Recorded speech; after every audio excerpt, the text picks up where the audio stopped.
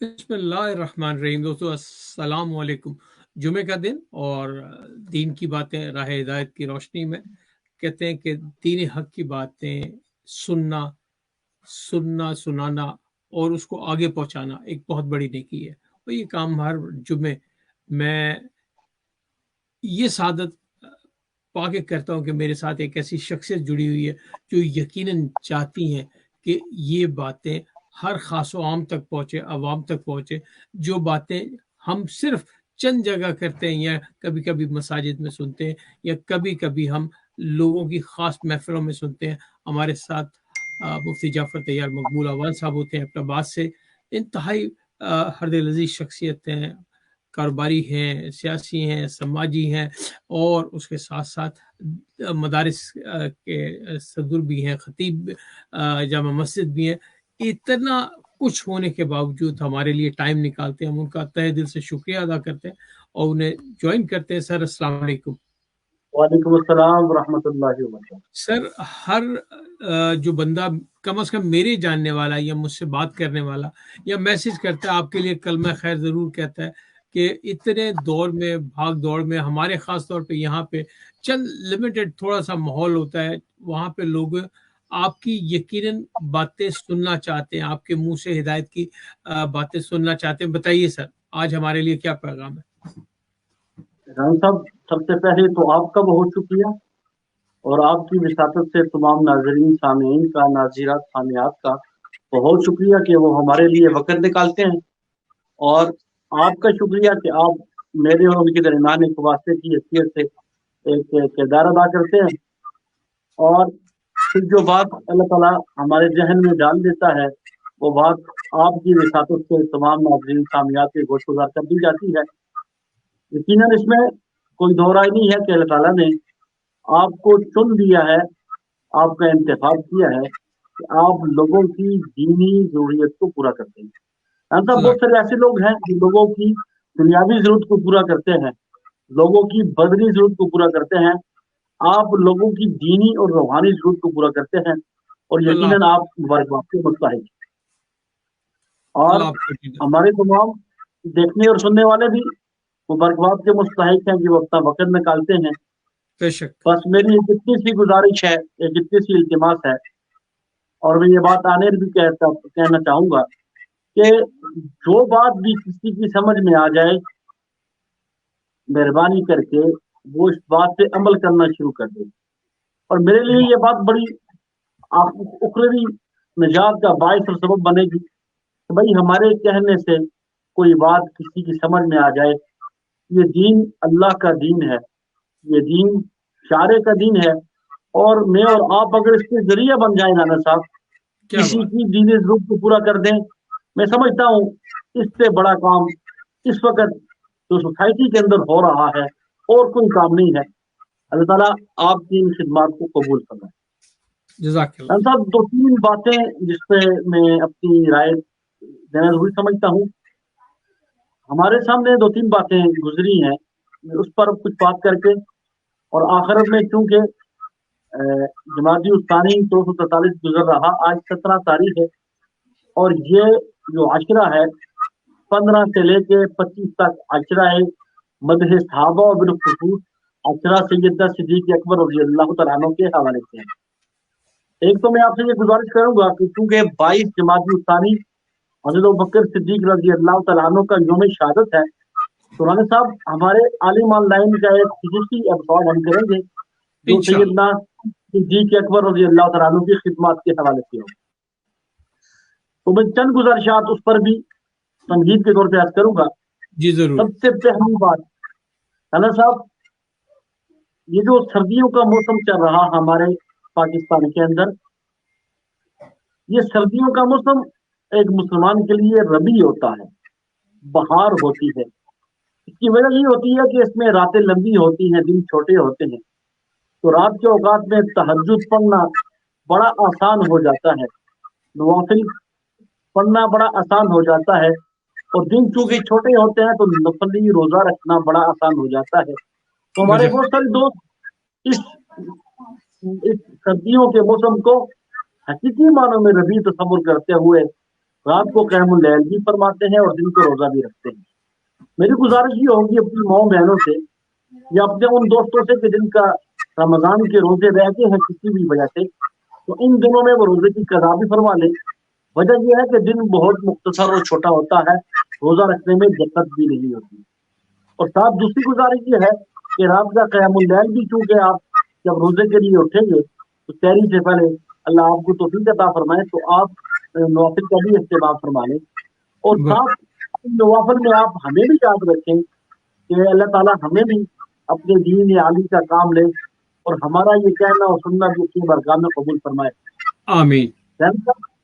میری گزارش یہ رہتی ہے کہ بھائی ہماری صلاحیتیں جو اللہ نے ہمیں دی ہیں یہ صلاحیتیں دین پہ لگنی چاہیے۔ اس کا سارا جملہ صلاحیت جو ہے وہ دین پہ لگے، یہ اصل بات ہوتی ہے۔ ہم دنیا کے لیے، دنیاوی امور کے لیے اپنی صلاحیتیں لگاتے ہیں، لیکن دین کے لیے ہماری صلاحیتوں کا لگنا یہ بہت بڑی بات ہے۔ تو ہماری کوشش یہ ہو کہ ہماری صلاحیتیں دین پر لگیں۔ اور سردیوں کا موسم بھی ہے، اس موسم میں ہم جتنا دین کو کر سکتے ہیں، دینی خدمات سر انجام دے سکتے ہیں، اس میں ہم بالکل بھی کمی نہ کریں۔ دوسری گزارش جنرل صاحب، ہمارے پاکستان کے اندر گزشتہ دنوں ایک بات زیر بحث رہی، مساجد کو گرانا اور سپریم کورٹ کے ڈیسیژن کے مطابق۔ میں یہ سمجھتا ہوں رانا صاحب، اسلامی ریاست کے اندر، اسلامی حکومت کے اندر ایک وہ ریاست جو نظریے کی بنیاد پہ قائم ہے، اس ریاست کے اندر ایک مقننہ اور ایک سپریم کورٹ یہ فیصلہ دے کہ بھائی مساجد کو شہید کر دیا جائے۔ میں یہ سمجھتا ہوں رانا صاحب، جس ریاست کا نظریہ تھا کہ باقی پاکستان کا مطلب کیا، لا الہ الا اللہ، اور نظریے کی بنیاد پہ بننے والے ریاست کو، اور ریاست اور مقننہ کا ایک چیف جسٹس یہ کہہ دے کہ بھائی مساجد شہید کر دی جائیں، تو یہ بڑے دکھ کی بات ہے۔ میں ماضی قریب میں ایک بات عرض کروں گا، جب بھارت کی سپریم کورٹ نے یہ ڈیسیژن دیا تھا کہ بابری مسجد کو شہید کر دیا جائے، اس وقت بھارتی سپریم کورٹ کے فیصلے کے خلاف میری ریاست، میری وزارت خارجہ اور میرے ادارے اس فیصلے کی مخالفت کر رہے تھے اور کہہ رہے کہ یہ فیصلہ غلط ہے۔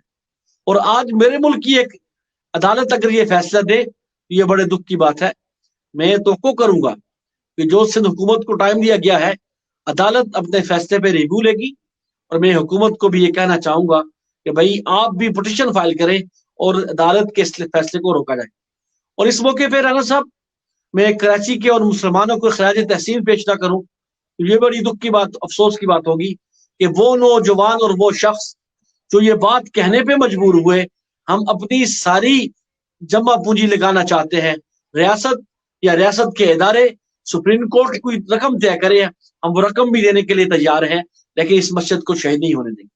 اور ویسے اس موقع پہ جو اسلامیان پاکستان کا متفقہ مطالبہ آیا اور تمام مکاتب فکر کا جو متفقہ فتویٰ آیا کہ بھائی مسجد کو شہید نہیں کیا سکتا، اور مسلمانان پاکستان نے اور اسلامیان پاکستان نے اس موقع پہ یکجہتی کا اظہار کیا۔ یہ ایک پیغام اور میسج تھا کہ اسلامی ریاست کے اندر کوئی بھی شخص یا کوئی بھی ادارہ یہ جرات نہ کرے کہ بھائی مساجد کو شہید کرے گا، ایسا نہیں ہو سکتا۔ اور میں اپنے اداروں کے یہ کہنا بھی ضرور سمجھوں گا کہ بھائی عدالت ایسے متنازع فیصلے نہ رہے کہ جس فیصلوں کی وجہ سے لوگوں کا عدالتی نظام سے اعتماد ہو۔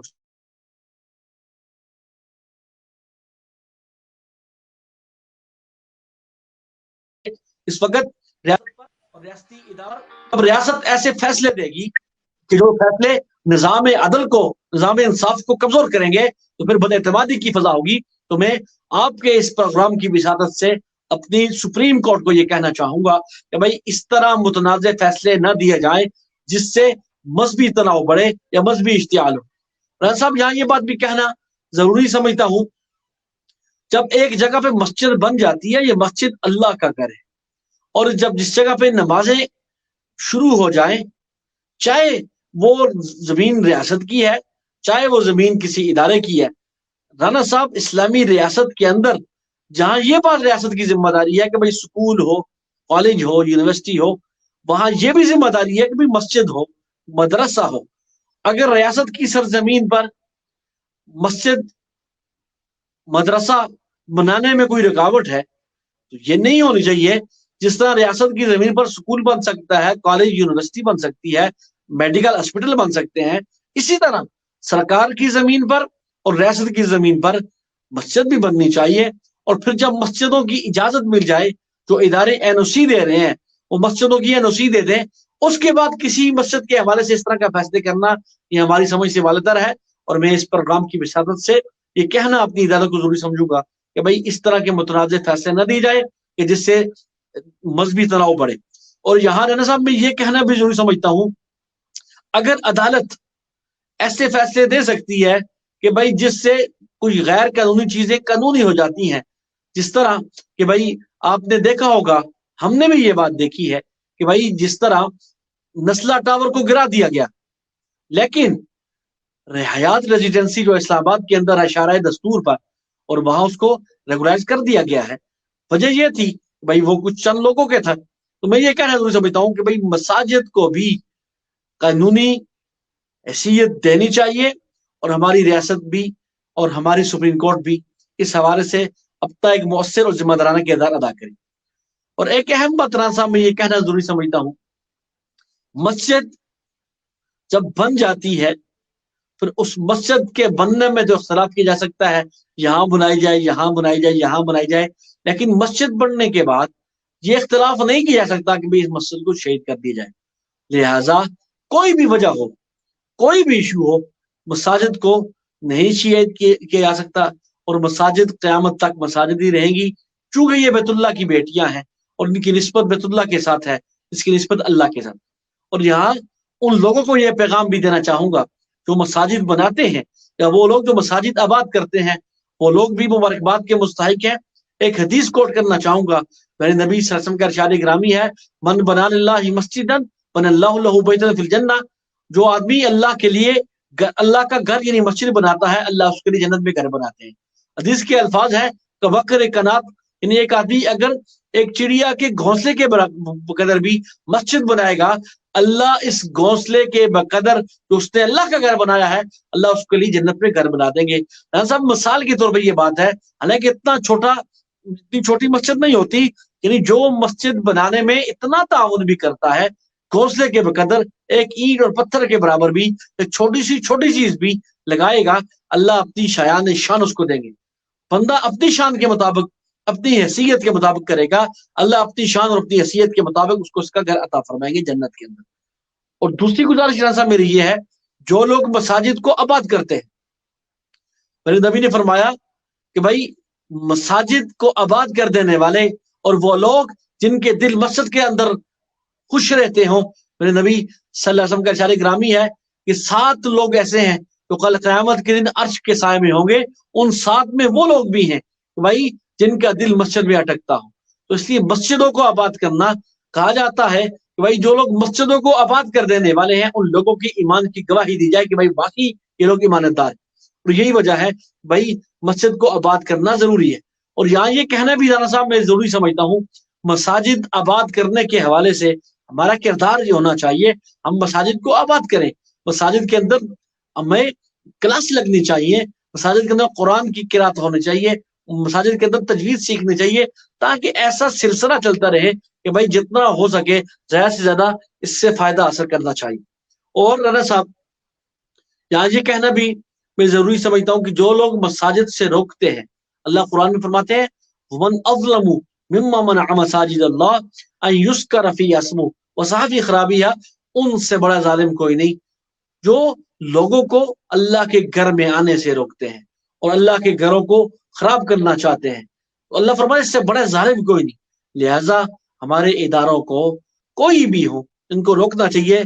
तजावुज़ात के नाम पर या किसी भी नाम पर इस तरह की हरकत करने वाले को मैं इतना पैगाम देना चाहूंगा, आप कुर्सी पे कितने अरसे के लिए बैठेंगे, आप कितने अरसा किसी की नौकरी करेंगे, अगर कब्र के पाताल में उतर गए, सिर्फ इस बात का मुझे जवाब दीजिए, कल अल्लाह को क्या मुंह दिखाएंगे, कल अपने नबी सल्लल्लाहु अलैहि वसल्लम को क्या मुंह दिखाएंगे। بھئی ہم نے مسجدیں گرانے کے فیصلے کیے یا ہماری صلاحیتیں مسجد گرانے میں استعمال ہوئی یا مسجدوں میں لوگوں کو روکنے میں ہم استعمال ہوئے؟ اس لیے میری گزارش یہ ہوگی ہماری صلاحیتیں تو اس بات پہ لگنی چاہیے کس طرح زیادہ سے زیادہ مسجدیں تعمیر ہوں، کس طرح مساجد آباد ہوں، اور کس طرح ہم مساجد کی آبادی میں اپنا کردار ادا کریں۔ یہ ہماری ذمہ داریوں میں شامل ہونا چاہیے۔ ایسے نہیں ہونا چاہیے کہ ہم خود اللہ نہ کرے کہ بھائی مساجد شہید کر دیں یا مساجد میں رکاوٹ ڈالنے والے بن جائیں۔ ہماری گزارش یہ ہوگی اس طرح کے متنازع فیصلے نہیں ہونے چاہیے۔ ہمارے اداروں کو بھی اس بارے میں سوچنا چاہیے کہ بھائی ہمیں دنیا سے کیا مل جائے گا؟ ہم مغرب کی نظر میں ریگولر بن بھی گئے، اگر مغرب کی نظر میں پسندیدہ ہو بھی گئے تو اللہ کی نظر میں ہمیں پسندیدہ ہونا چاہیے، اور اس طرح کے کام نہیں کرنا چاہیے جس سے مسلمانوں کے مذہبی جذبات مجروح ہوں۔ اللہ تعالیٰ ہمیں ہمت اور توفیق دے اس طرح کے فیصلے ہمارے ہوں جس میں مذہبی معاملات میں بہتری ہو، اس طرح فیصلے ہوں کہ بین المذاہب ہم آہنگی ہو، اس طرح فیصلے ہو کہ بین المسالک ہم آہنگی ہو، بلکہ اس طرح فیصلے ہوں کہ تمام ادیان کے درمیان ایک اچھا ماحول پیدا ہو، اور ہم یہ کوشش کریں کہ بھائی آپس میں محبت پیار کے ساتھ ہم یہ کوشش کریں، آپس میں اتفاق و اتحاد کے ساتھ رہیں۔ ہمارے اتفاق اور اتحاد کو ہمیشہ دشمن کی نظر لگ جاتی ہے۔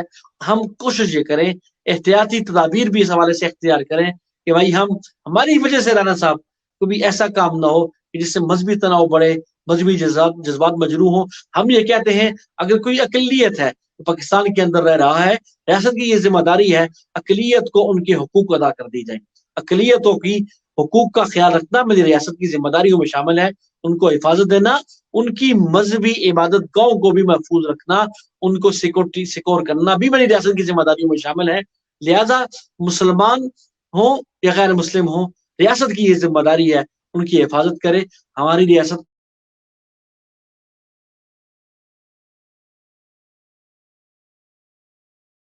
اللہ ہمت توفیق دے کے۔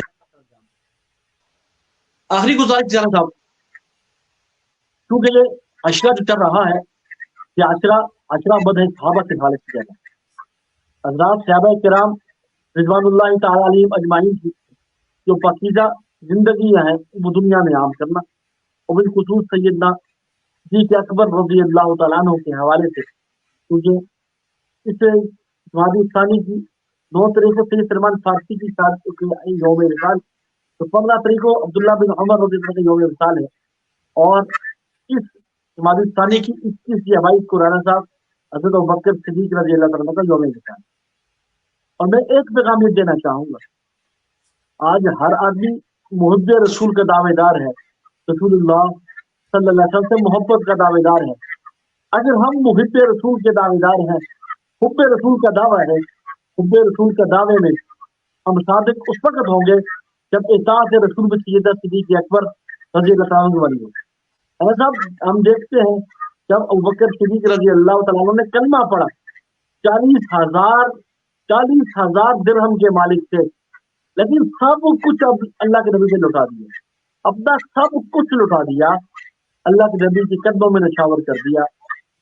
یہ اصل محب، میرے نبی کو یہ کہنا پڑا کہ بھائی میں نے ہر ایک کے احسانات کا بدلہ چکا دیا سوائے سیدنا صدیق اکبر کے، کہ ان کے احسانات کا بدلہ میں نہیں چکا سکتا، وہ اللہ تعالیٰ ہی ان کو اپنی شیا نشان دی۔ اور آپ یقین مانیے رانا صاحب، جب ایک موقع پہ میرے نبی سے پوچھا گیا کہ ای الناس سے حب الیک، غزوہ ذات السلاسل میں کہ یا رسول اللہ آپ کو کون زیادہ اچھا لگتا ہے؟ آپ نے کہا عائشہ۔ پوچھا کہ من الرجال، مردوں میں کون اچھا لگتا ہے؟ تو نبی علیہ السلام نے فرمایا ابوہا، یعنی عائشہ کے والد سیدنا صدیق اکبر رضی اللہ عنہ بڑے پسندیدہ۔